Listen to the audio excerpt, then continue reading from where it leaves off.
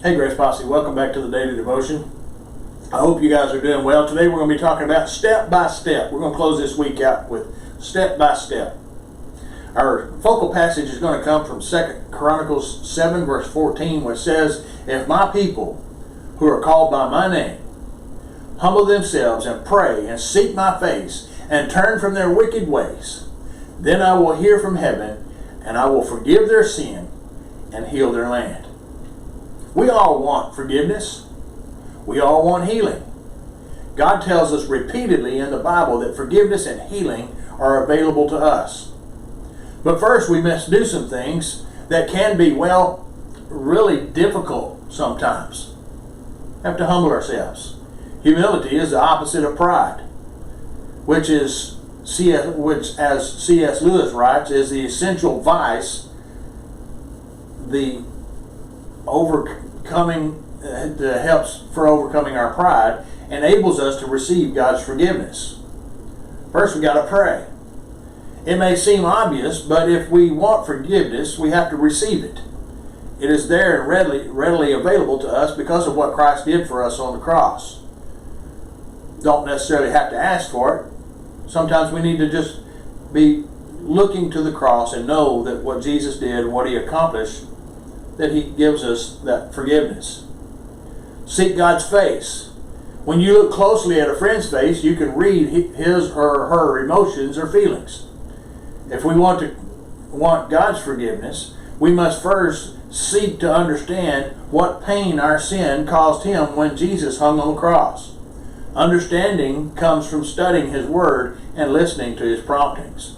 Then we need to turn from our evil way or wicked ways. Repentance is more than just admitting that we done wrong.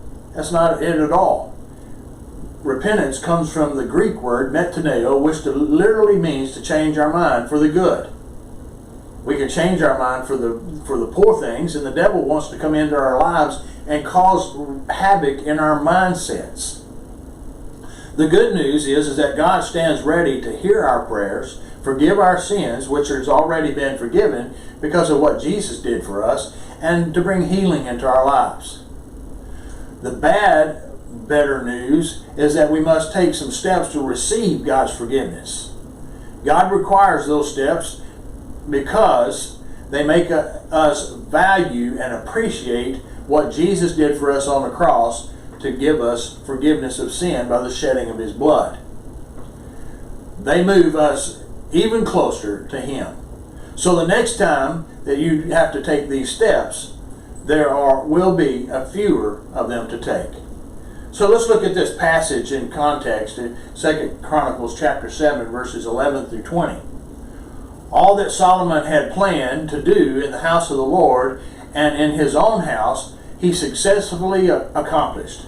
Then the Lord appeared to Solomon in the night and said to him, "I have heard your prayer and have chosen this place for myself as a house of sacrifice.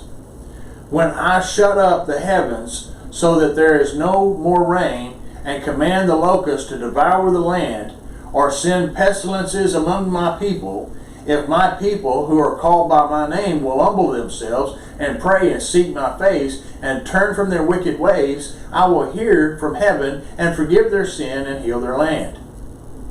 Now my eyes will be open and my ears attentive to the prayer that I have made in this place. For now I have chosen and consecrated this house, that my name may be there forever. My eyes and my heart will be there all the time.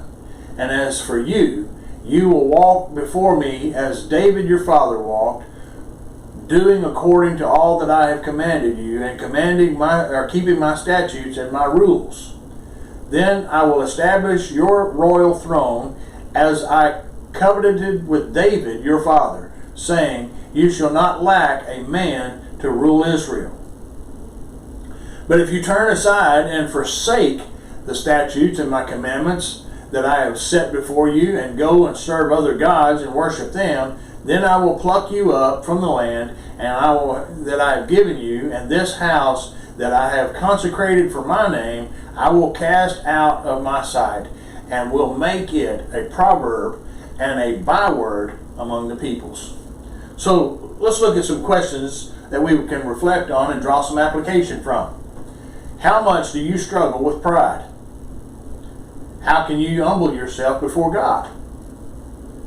What is your prayer life like? Is it better or worse than it was 6 months ago or even a year ago? What can you do to improve it? How often do you study God's Word? How often do you listen for the promptings of God? What sin have you committed in which you need to fully repent and change your thought process in so that you can walk in God's forgiveness? What is needed for full repentance for you to change your mind to agree with what God says about you? Let's go to the Lord in prayer.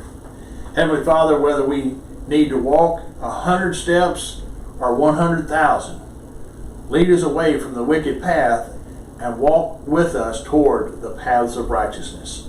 And it's in Jesus' name we pray. Amen. God bless you guys, and I'll see you next time.